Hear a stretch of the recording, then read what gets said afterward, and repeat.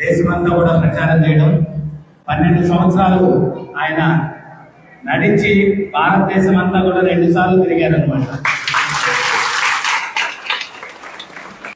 అది కూడా మీరు ఆశ్చర్యపోతారు, ఆయన వేసుకునే పాదరక్షలు పావుకోళ్ళు అన్నమాట. చెక్కతో చేసినటువంటి చెప్పులతోటి దేశమంతా ఆయన పర్యటించి ప్రచారం చేశారు. సో ఒకే సంవత్సరం నేను కూడా 1989వ సంవత్సరంలో ఇస్కాన్లో జాయిన్ అయ్యాను. వారు కూడా అదే సంవత్సరం జాయిన్ అయ్యారు. సో ఇక్కడ మహారాష్ట్ర బ్రాహ్మణ్ కుటుంబానికి చెందినటువంటి ఒక స్త్రీని ఆయన వివాహం చేసుకున్నారు. 1 పిల్లలు. వాళ్ళు బృందావనంలో గోశాల అంతా కూడా ఆయన చూసుకుంటారు. అక్కడ దగ్గర ఒక 800 ఆవులు ఉన్నాయి. ఆ గోశాలంతా కూడా ప్రభుజీ చూసుకుంటారు. ఈరోజు జన్మాష్టమి సందర్భంగా మన రాజమహేంద్ర వారు వచ్చారు. వారు కూడా ఈరోజు వారి సందేశాన్ని ఇస్తారు. Hare Krishna. So very relatively recently, in January and also up to February, I was in Kumbh Mela in Prayagraj. Recent గా జనవరి, ఫిబ్రవరి. So ISKCON was having a very big camp. We were giving a lot of prasadam and a lot of Bhagavad Gitas. But one of our best friends in the Kumbh Mela was the TTD Balaji camp. So అక్కడ కుంభమేళాలో మేము అన్నదానము, పుస్తక వితరణ, భగవద్గీత వితరణ ఇవన్నీ చేస్తూ ఉన్నాము. ఆ కుంభమేళాలో మాకు స్నేహితులుగా ఉన్నటువంటి తిరుపతి క్యాంప్ వాళ్ళు మాకు స్నేహితులుగా. It is not only for one day a week.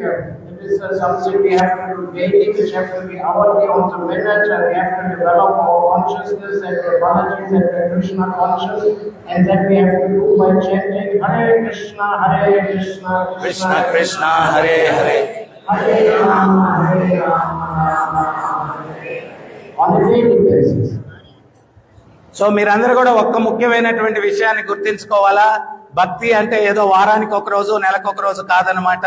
ప్రతిరోజు, ప్రతి గడియలో కూడా, ప్రతి నిమిషంలో కూడా ఈ యొక్క బాలాజీ చైతన్యము, కృష్ణ చైతన్యంతో ఉంటూ ప్రతి నిత్యం కూడా హరే కృష్ణ మంత్రాన్ని జపించాలా అని చెప్పి ప్రభుజీ మిమ్మల్ని అందరినీ కూడా కోరుకుంటూ ఉన్నారు. And then sometimes maybe also have the opportunity to go on Prabhuji's yatra and we come to Sri Vrindavan. Hare Krishna. So ఒక్కోసారి మీకు నా వల్ల ఒక అవకాశం కూడా లభిస్తుంది బృందావన ధామాన్ని దర్శించేదానికి. మీరు ఒకవేళ బృందావనానికి వస్తే అక్కడ మిమ్మల్ని నేను చూస్తాను అని చెప్పి ప్రభుజీ చెప్తూ ఉన్నారు. Thank you Sanak Sanatan Prabhu. Hare Krishna. So మనం ఇప్పుడు శ్రీకృష్ణ.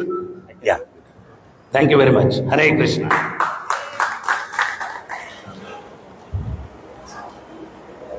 సో మనందరం కూడా మన ధర్మాన్ని వదిలేస్తూ ఉన్నాము. ఎక్కడెక్కడి నుంచో ఆయన ఇప్పుడు వాళ్ళ నాన్నగారు జర్మనీలో ఉంటారు, వాళ్ళ అమ్మగారు అందరూ జర్మనీలో ఉంటారు, ఆస్తులు ఉన్నాయి అక్కడ. కానీ ఎప్పుడో 4-5 సంవత్సరాలకు ఒకసారి పోయి అట్లా చూసి వస్తారు. కానీ ఇండియా వదిలిపెట్టి వెళ్ళడం ఆయనకి ఇష్టం లేదనమాట. ఇండియాలోనే ఉంటారు. సో బృందావనంలో నంద మహారాజు ఎక్కడైతే గోశాల కలిగి ఉన్నారో అక్కడే మన ఇస్కాన్ గోశాల ఉంటుంది. ఆ గోశాలలోనే ఆయన ఇల్లు ఉంటుంది అనమాట. రాత్రి పగలు ఆ గోవుల మధ్యలోనే ఆయన జీవనాన్ని గడుపుతూ ఉంటారు, ఆ గోవులను చూసుకుంటూ అనమాట బృందావనంలో. సో మనకిప్పుడు శ్రీకృష్ణ జన్మాష్టమి ఎప్పుడు? ఏం చాలా నీరసంగా చెప్తా ఉన్నారు. సో సంవత్సరం అంతా కూడా కృష్ణ భక్తులు వేచి ఉండేటువంటి పండగ ఏంటి అంటే కృష్ణ జన్మాష్టమి అన్నమాట. సో బ్రహ్మాండ పురాణంలో ఒక అద్భుతమైనటువంటి లీల ఒకటి ఉంది. కృష్ణ జన్మాష్టమిని మనం అనుసరించడం ద్వారా, కృష్ణ జన్మాష్టమి వ్రతాన్ని చేయడం వల్ల ఎటువంటి ఫలితం వస్తుంది? ఒకసారి సుఖదేవ్ గోస్వామి ఆయన హిమాలయ తీరంలో ఉన్నటువంటి ఒక రాజ్యంలోకి ప్రవేశిస్తారు. అక్కడ ఒక కృష్ణుని యొక్క దేవాలయం ఉంటుందన్నమాట. ఆ దేవాలయంలో తారిణి అన్నటువంటి ఒక రాణి, ఆమెకు కొన్ని వేల మంది సేవకులు ఉన్నారు. ఆమె రాణి అయినప్పటికీ కూడా ఆమె ఆ మందిరంలో తన స్వహస్తాలతోటి మందిరాన్ని శుభ్రం చేయడం, భగవంతునికి సేవలన్నీ కూడా తన స్వహస్తాలతో చేయడం ఇవన్నీ చేస్తూ ఉంటే సుఖదేవ్ గోస్వామి అడుగుతారనమాట. ఏమంటారంటే, ఇదేంటిది, మీరు మహారాణి కదా, మీకు ఇంతమంది సేవకులు ఉన్నారు, మీరు స్వయంగా ఇవన్నీ చేస్తున్నారేంటి అని చెప్పి అడుగుతారనమాట. అడిగితే అప్పుడు ఆమె చెప్తుంది, నా పూర్వజన్మలో నేను ఒక శూద్రురాల్ని, ఇటువంటి శూద్ర జన్మ కూడా కాదు, నేను ఒక వేటాడేటువంటి వ్యక్తి యొక్క కుమార్తెను. నాకు 4 సోదరులు ఉన్నారు. వాళ్ళు ఏంటి అంటే జీవనము రోజు జంతువుల్ని చంపడము, వాటిని తినడము, ఆ చర్మాన్ని ఆ మాంసాన్ని అమ్ముకోవడము, అటువంటి జీవితాన్ని గడుపుతూ ఉన్నారు. ఒకసారి ఏమవుతుంది అంటే కొందరు బ్రాహ్మణులు వాళ్ళు కేవలం ఈ వేటాడేదే కాకుండా ఈ సోదరులు ఏంటి అంటే దొంగతనాలు చేయడం, దోపిడీలు చేయడం, ఒక్కోసారి మరీ శృతి మించి హత్యలు కూడా చేస్తూ ఉంటారనమాట. సో ఒకసారి ఏమవుతుంది అంటే ఒక బ్రాహ్మణ కుటుంబం వెళ్తూ ఉంటే నా సోదరులు వాళ్ళందరూ కూడా వాళ్ళ మీద అటాక్ చేసి వాళ్ళదంతా దోచుకొని వాళ్ళని చంపేయడం జరుగుతుంది. ఈ విషయం రాజుకు తెలిసి రాజు సైనికుల్ని పంపించి నా తండ్రిని నా సోదరులని అందరినీ కూడా బంధించి తీసుకుని వెళ్ళి శిక్షలు ఇచ్చి వాళ్ళందరినీ కూడా మరణదండన విధిస్తాడనమాట. సో వారు పోయారు అన్నటువంటి దుఃఖంలో నా తల్లి కూడా మరణిస్తుంది. నేను అప్పుడు ఒంటరిగా ఉంటే అప్పుడు అక్కడ ఉన్నటువంటి ఒక సైనికుడు ఏం చేస్తాడు అంటే నన్ను తీసుకెళ్లి బానిసగా ఒక బ్రాహ్మణునికి అమ్మేస్తాడనమాట. అప్పుడు నేను ఆ బ్రాహ్మణుడి ఇంట్లో ఉంటే ఆ బ్రాహ్మణ పత్ని చాలా పుణ్యాత్మురాలు, ఆమె శ్రీకృష్ణ జన్మాష్టమి వచ్చినప్పుడు నాకు ఆ జన్మాష్టమి వ్రతాన్ని చేయమని చెప్పి ఆమె నాకు చెప్పడం జరుగుతుందన్నమాట. సో నేను ఆ శ్రీకృష్ణ జన్మాష్టమి చేయడం, మరి శ్రీకృష్ణ జన్మాష్టమి వ్రతం ఏంటి? ప్రాతకాలంలో లేయడము, భగవంతుని దర్శనం చేయడము, ఆ రోజంతా కూడా భగవత్ నామ స్మరణ, భగవంతునికి పుష్పాలు అలంకరించడము, భగవంతునికి నైవేద్యాలు అర్పించడము, సాయంత్రం వరకు కూడా ఉపవాసం ఉండడము, ఆ భగవత్ కీర్తనలో ఉండడము. సింపుల్, పెద్ద ఏంటో తలకిందులు పెట్టి కాళ్ళు పైకెత్తి తపస్సేం లేదు. ఆ ఉపవాసం ఉండి భగవద్నామ స్మరణ చేసుకుంటూ భగవంతునికి పత్రం పుష్పం ఫలం తోయం వీటికి సంబంధించింది ఏదైనా ఆయనకు అర్పించుకోవడము, కావాలంటే కృష్ణ అర్చన చేసుకోవడం, ఇటువంటివన్నీ కూడా కృష్ణాష్టమి ఆ రోజు కృష్ణుని యొక్క లీలల్ని వినడము. సో ఇవన్నీ కూడా చేయడం ద్వారా మనం కృష్ణాష్టమి వ్రతాన్ని అవలంబించినట్టు అనమాట. సో అవన్నీ చేయడం వల్ల నాకేమైంది అంటే నేను మృత్యు సమయంలో 4 విష్ణుదూతలు వచ్చి నన్ను వైకుంఠానికి తీసుకుని వెళ్ళారు. ఆ యొక్క బ్రాహ్మణుని యొక్క భార్య నాకేం చెప్పింది అంటే ఈ కృష్ణాష్టమి వ్రతంగాను చేస్తే మగవారైతే రాజు అవుతారు, ఆడమనిషి అయితే రాణి అవుతారు అని చెప్పి చెప్పింది అనమాట. సో నాకు ఆ దారిద్ర్యంలో ఉండి పుట్టి పెరగడం వల్ల ఆమె చెప్పింది ఏదో చిన్న కోరిక ఉండింది, రాణి అవ్వాలా అని చెప్పి. సో అందువల్ల నాకు మృత్యు సమయంలో యమకింకర్లు వచ్చి నన్ను తీసుకుని వైకుంఠానికి వెళ్ళారు. అయితే వైకుంఠానికి వెళ్ళేసరికి చివరిగా వైకుంఠ ద్వారం దగ్గరికి వెళ్ళేసరికి తలుపులు వేసేసారు. ఎందువల్ల తలుపులు వేసేసారో నాకు అర్థం కాలేదు. వాళ్ళు అశరీరవాణిగా సమాధానం వచ్చింది. ఏమని అంటే నీవు కృష్ణాష్టమి వ్రతం చేయడం వల్ల వైకుంఠానికి వెళ్ళే అర్హతను సాధించావు, కానీ నీలో భౌతికమైన కోరిక ఒకటి ఉంది, రాణి అవ్వాలని, అందుకని వైకుంఠ ప్రవేశం లేదు. ఏదన్నా భక్తి చేసేటప్పుడు మనకేదన్నా భౌతిక కోరికలు ఉంటే ఒకవేళ వైకుంఠానికి వెళ్లాల్సిన అర్హత ఉన్నా గానీ ఆ భౌతిక కోరిక వల్ల మళ్ళీ ఇక్కడ ఆగిపోతామంట. సో అందువల్ల ఆ యొక్క భౌతిక కోరిక వల్ల నువ్వు వైకుంఠం లోపలికి వెళ్ళడానికి లేదు అని చెప్పి ఆమెను మళ్ళా యమకింకర్లు వచ్చారు. వచ్చి వాళ్ళు చాలా గౌరవంగా, యమకింకర్లు మామూలుగా ఏంటి అంటే గౌరవంగా డీల్ చేయరు.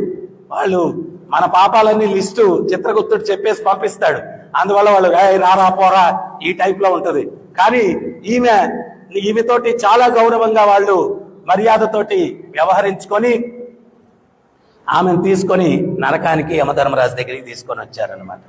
యమధర్మరాజు దగ్గరికి తీసుకొని వస్తే యమధర్మరాజుతోటి ఈ యమకింకర్లు ఏం చెప్తున్నారు అంటే మేము ఈమెకు సలహా ఆశ్రయం ఇచ్చాడు కదా బ్రాహ్మణుడు, అతను కూడా మరణిస్తే అతన్ని తీసుకెళ్ళడానికి వెళ్ళాం. మేము వెళ్తే ఏమైంది అంటే మా యమపాశం అతని మీద వేసినప్పుడు అది ముక్కలు ముక్కలు అయిపోయింది.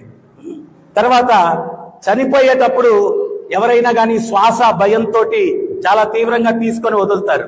వాళ్ళు శ్వాస తీవ్రంగా తీసుకొని వదులుతుంటే ఆ బ్రాహ్మణుడు ఆ యొక్క శ్వాస నుంచి వచ్చిన వేడి యమకింకర్లం మేము నూనెల్లో మమ్మల్ని కాలబెట్టి మంటల్లో తోసి ఇవన్నీ చేశారు. కానీ ఆయన శ్వాస నుంచి వచ్చినటువంటి వేడిని తట్టుకోలేక మేము పరిగెత్తుకొని వచ్చేసాము. సో మాకెప్పుడు ఇటువంటి ఎక్స్పీరియన్స్ కలగలేదు, ఇదేం అర్థం కావట్లేదు అన్నారు. అప్పుడు యమధర్మరాజు చెప్పాడు, ఆయనకు అంత శక్తి ఎందుకు వచ్చింది అంటే, ఈమెకు కృష్ణ జన్మాష్టమి వ్రతం చేయడానికి వాళ్ళింట్లో అవకాశం ఆయన కల్పించాడు కాబట్టి, ఆయన చేయకపోయినా కానీ ఈమెకు అవకాశం కల్పించాడు కాబట్టి అంత శక్తి ఆయనకు వచ్చింది, అంత శక్తి ఆయనకు వచ్చింది. భగవత్ సేవ చేయడమే కాదు, సేవా భాగ్యాన్ని ఇతరులకు కలిగిస్తే కూడా మనకు శక్తి వస్తుంది అనమాట. సో అందువల్ల నేను ఎప్పుడు చెప్తుంటాను, నామం మీరు చేయడమే కాదు, ఇతరులకు కూడా చేయడానికి అవకాశం ఇవ్వండి.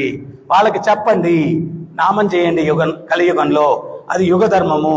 నామం చేస్తే మీకు మోక్షం వస్తుంది, ఈ బాధల నుంచి మీరు బయటపడతారు, మనసు ప్రశాంతంగా ఉంటుంది. ఇవన్నీ కూడా మనం చెప్పాలా? మనం చీర కొనుక్కుంటే చెప్పమా? లేకపోతే జ్యువెలరీ కొనుక్కుంటే అది బాగా కనిపించేటట్టు చూపిస్తూ, తెలుసా అండి మొన్నే కొన్నామండి, ఫలానా దగ్గర కొన్నామండి. వాడికన్నా ఎక్కువ మార్కెటింగ్ మనమే చేస్తాం ఏదన్నా వస్తువు కొంటే. మరి కృష్ణతత్వాన్ని మార్కెటింగ్ ఎందుకు చేయకూడదు చెప్పండి? కృష్ణతత్వాన్ని ఇతరులకు ఎందుకు చెప్పకూడదు చెప్పండి? అందుకనే చైతన్య మహాప్రభు చెప్పారు, యారే దేకే తారేక హే కృష్ణ ఉపదేశ్. ఎవరిని కలిసినా ఎవరితో మాట్లాడినా కృష్ణ గురించి చెప్పండి, కృష్ణ నామం గురించి చెప్పండి, కృష్ణ లీలల గురించి చెప్పండి. చెప్తే ఈ రకంగా ఈ బ్రాహ్మణుడు ఆమెకు అవకాశం ఇచ్చిన దానికి యమకింకర్లు తాకలేకపోయారు అనమాట, అంత శక్తిని సంపాదించాడు. సో అప్పుడు యమధర్మరాజు చెప్తాడు, అతన్ని కూడా చాలా మర్యాదగా మీరు తీసుకురండి. ఇట్లాగా ఒక క్రిమినల్ ని ట్రీట్ చేసినట్టు ఆయన చేయడానికి లేదు. ఎందువల్లంటే ఈమెకు మార్గదర్శకం ఇచ్చాడు, ఈమెకు ఆశ్రయం ఇచ్చాడు కృష్ణాష్టమి వ్రతాన్ని చేయడానికి. అందువల్ల అతని కూడా చాలా గొప్ప సుకృతిని ఆయన కూడా మూటగట్టుకున్నాడు. మీరు సామాన్యమైనటువంటి జీవులతో మీరు డీల్ చేసినట్టు ఆయనతో డీల్ చేయడానికి లేదు అని చెప్పి యమధర్మరాజు పంపించి, తర్వాత ఈమెకు ఆశీర్వచనం చేస్తాడు. ఆ బ్రాహ్మణుడి తర్వాత రాజుగా పుడతాడు, ఆమె నువ్వు వివాహం చేసుకొని రాణిగా ఉంటావు. అయితే నీకు ఇచ్చినటువంటి నేను ఆశీర్వచనం ఏంటి అంటే, నీ యొక్క పూర్వపు జన్మంతా కూడా నీకు గుర్తుంటుంది. ఎందుకని ఆ గుర్తును నీకు ఇస్తున్నాను అంటే, ఈ కృష్ణాష్టమి వ్రతం యొక్క మహత్యాన్ని భవిష్యత్ తరాల వారికి నీవు చెప్పి వాళ్ళు కూడా పాటించేటట్టు చెయ్యాలా, అందుకని చెప్పి పూర్వజన్మ గుర్తుకుండేటట్టుగా నీకు నేను ఆశీర్వచనం చేస్తున్నానని చెప్పి యమధర్మరాజు ఆమెకు ఆశీర్వచనం చేసి ఆమెను సాగనంపడం జరుగుతుందన్నమాట. అందువల్ల రేపు కృష్ణాష్టమి, దీన్ని బట్టి మీరు అర్థం చేసుకోండి. జీవితం ఆమె జీవితంలో ఏంటి, వేటగాళ్ల యొక్క కుటుంబంలో పుట్టింది. అన్ని తిని కూడా ఉంటుంది మనలాగే. సో ఎన్నెన్నో చేస్తుంటారు. కానీ కృష్ణాష్టమి వ్రతం చేయడం వల్ల ఎంత గొప్ప ఫలితాన్ని ఆమె పొందింది. సో అందువల్ల మీరందరూ కూడా ఈ అవకాశాన్ని రేపు ఉదయం నుంచి మంగళారతిలో పాల్గొనండి. ఆ భగవంతుని దర్శనం చేసి ఇంకా రేపు ఇక్కడ ఉదయం నుంచి సాయంత్రం వరకు హరినామ స్మరణే, ఇంకా వేరే ఏముండదు. భగవత్ సేవే, అభిషేకాలే. సో అన్ని భగవంతుని కార్యక్రమాలు రేపు ఉదయం నుంచి రాత్రి వరకు. మామూలుగా నాకెప్పుడు అనిపిస్తా ఉంటది, డివోటీస్ కూడా చెప్తానన్నమాట, రోజు గడపాలంటే చాలా టైం పాస్ కావట్లేదు అంటారు. రోజు కృష్ణ భక్తిలో ఉంటే ఆయన చెప్పారు, వారానికి ఒకసారి అభిషేకంలో కాదు, రోజు భక్తిలో ఉండాలా అని చెప్పారు. ఆ కృష్ణాష్టమి రోజు మీరు గమనించవచ్చు, ఉదయం నుంచి రాత్రి 12 గంటల అభిషేకం వరకు అట్లా అయిపోద్ది. రోజు ఎట్లా గడిచిపోయిందో తెలియదు అనమాట. అంత అద్భుతంగా రేపు ఉంటుందన్నమాట. మీరందరూ కూడా ఆ యొక్క కృష్ణాష్టమి యొక్క వ్రతాన్ని చేసి ఆ దేవదేవుని యొక్క అనుగ్రహానికి పాత్రులు కండి. ఎందువల్ల అంటే ఈ దుఃఖాలయం అనుభవించిన కష్టాలు చాలు జీవితంలో. లేదు ఇంకొంచెం చూడాలనుకుంటున్నారా? బాబలే ఉంది ఈ భౌతిక జగత్తు, అద్భుతంగా ఉంది అని చెప్పి. ఈ భౌతిక జగత్తు ఎట్లాంటిది అనేది ఒక చిన్న ఉదాహరణ చెప్తాను. ఒక వ్యక్తి అరణ్యాన్ని వర్ణించుకుంటా పోతున్నాడంట.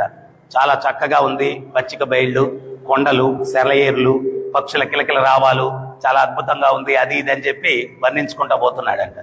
ఉన్నట్టుండి ఒక పులి మీదకి దూకిందంట. ఆయన తరిమింది. ఆయన పరిగెత్తుకుంటూ వెళ్తున్నాడు. అక్కడ జంతువుల్ని పట్టడానికి వేటగాడు గొయ్యి ఉన్నాడు. వీడు పరిగిస్తూ ఆ గొయ్యిలో పడిపోబోతూ ఆ గొయ్యి పక్కనే ఉన్నటువంటి మర్రి చెట్టు యొక్క ఓడల్ని ఎగిరి పట్టుకున్నాడు. పట్టుకొని ఎక్కడానికి ప్రయత్నిస్తే కాళ్ళు పైకి చిక్కుకున్నాయి, చేతులు పట్టు జారిపోయి తలక్రిందులుగా ఊగులాడుతున్నాడు. పరిగెత్తి వచ్చాడు కదా, బాగా అలసిపోయినాడు, రొప్పుతున్నాడు, అని రొప్పుతున్నాడు. ఆడ ఊడలను పట్టుకుంటే అటు ఇటు ఊడలు ఊగుతూ ఉన్నాయి. ఒక పక్క చూశాడు పులి ఉంది, ఇంకో పక్క సింహం ఉంది, ఇంకో పక్క తోడేళ్ళు ఉన్నాయి. ఆ గొయ్యి లోపలికి చూశాడు, నల్లత్రాచులు బుస్ బుస్ ఎప్పుడన్నా ఉంటే నవ్వుతారా చెప్పండి? కానీ నేను నిరూపిస్తాను, మీరు నవ్వుతారని చెప్పి. నిరూపించమంటారా? సో వాడు రొప్పుతూ ఉంటే అని చెప్పి ఉన్నట్టుండి అని చెప్పి చిరుమందహాసం చేశాడంట. ఎట్టయ్యా వాడు ఆ చిరుమందహాసం చేయగలిగాడంటే, వాడు ఆ ఓడలకి తలక్రిందులుగా ఊగులాడుతూ అటు ఇటు అది ఊగుతూ ఉంటే రొప్పుతూ నాలుగు బయటేస్తున్నాడు కదా అని. ఆ కదలికి ఆ చెట్టు మీద ఉన్న తేనె తుట్టెలో నుంచి ఒక్క తేనె బిందువు ఈ నాలుగు మీద పడిందంట. ఆ ఒక్క తేనె బిందువుకి వీడు ఒక పక్క సింహం, ఒక పక్క పులి, ఒక పక్క తోడేళ్లు, బుసలు కొట్టే పాములు. వీడు మన జీవితంలో కూడా సింహాల రూపంలో, పులుల రూపంలో, తోడేళ్ల రూపంలో, పాముల రూపంలో ఆర్థిక ఇబ్బందులు, ఆరోగ్య ఇబ్బందులు, సాంఘిక ఇబ్బందులు, వ్యక్తులతో ప్రాబ్లమ్స్, రకరకాల ప్రాబ్లమ్స్, వీటన్నిటిలో కూడా కొంచెం కామమో, కొంచెం కాంచనమో, కొంచెం కీర్తో దానికి మనం లైఫ్ ఎట్టుందంటే సూపర్ అన్నా. సో యాక్చువల్గా మనం అనుభవించే కష్టాలతో పోలిస్తే మనం అనుభవించే సుఖం ఆ డ్రాప్ ఆఫ్ నెక్టర్ అనమాట. ఆ తేనె బిందువు కొంచెం అట్లా పడిందని దానికి మనం లైఫ్ ఎట్టుందంటే సూపర్ సూపర్ అంటాం. ఏం సూపరు? ఏం లేదు. సో అందువల్ల నిజమైనటువంటి యథార్థం ఈ ప్రపంచం దుఃఖాలయ మనం అర్థం చేసుకొని దీని నుంచి శాశ్వతమైన పరిష్కారం భగవద్గీతలో భగవంతుడు చెప్తున్నాడు. ఆ బ్రహ్మ భువనాల్లోకో పునరావర్తినో అర్జున మాముపేద్యంతో కౌంతే పునర్జన్మన విద్యది. బ్రహ్మలోకం నుంచి పాతాళలోకం దాకా ఎక్కడికి వెళ్ళినా పునర్జన్మ ఉంది. నా లోకానికి ఎవడైతే వస్తాడో పునర్జన్మ లేదు అని చెప్తాడు. అందుకోసం ఈ విలువైన మనుష్య జీవితాన్ని మనం వినియోగించాలా. రేపు మహత్తరమైనటువంటి రోజు, సంవత్సరం అంతా మనం వేచి ఉండేటువంటి రోజు శ్రీకృష్ణ జన్మాష్టమి. ఉదయం నుంచి రాత్రి వరకు. ఇంకోటి అడ్వాంటేజ్ ఏంటి అంటే రేపు అందరికీ సెలవు కూడా వచ్చింది. మామూలుగా ఒక్కోసారి కృష్ణ జన్మాష్టమి రోజు మనకు సెలవు రాదు, మరుసటి రోజు ఏమో ఇస్తారు. ఈరోజు సెలవా? ఈరోజు కూడా సెలవేనా? రేపు ఎల్లుండి 3 రోజులు సెలవు వచ్చింది. హ్యాపీగా ఆ కృష్ణ జన్మాష్టమిలో పాల్గొని తర్వాత మీరు నేను చెప్పినట్టుగా జన్మాష్టమిలో వాలంటీర్స్ గా సర్వీస్ చేయండి. వచ్చిన ప్రతి ఒక్కరికి కూడా చేతిలో మంత్ర కార్డ్స్ పెట్టుకొని వాళ్ళకిచ్చి మీరు ఈ మంత్రం చేసి ఉద్ధరింపబడండి, ఇది యుగ ధర్మం కలియుగానికి అని చెప్పి ఎంతమందికి వీలైతే రేపు దగ్గర కొన్ని వేల మంది వస్తారు మన టెంపుల్ కి. సో మీరందరూ కూడా సర్వీస్ చేసి వాళ్ళందరికీ కూడా ఈ యొక్క కృష్ణ నామాన్ని, కృష్ణ తత్వాన్ని, కొంతమంది పుస్తకాలు ప్రభుపాదుల వారి వితరణ చేయొచ్చు, రకరకాల సేవా కార్యక్రమాలు ఉంటాయి. వాటన్నిటిలో పాల్గొని ఆ యొక్క దేవదేవుని యొక్క అనుగ్రహానికి పాత్రలు కావడానికి ప్రయత్నం చేయండి. హరే కృష్ణ హరే కృష్ణ హరే హరే రామ హరే రామ.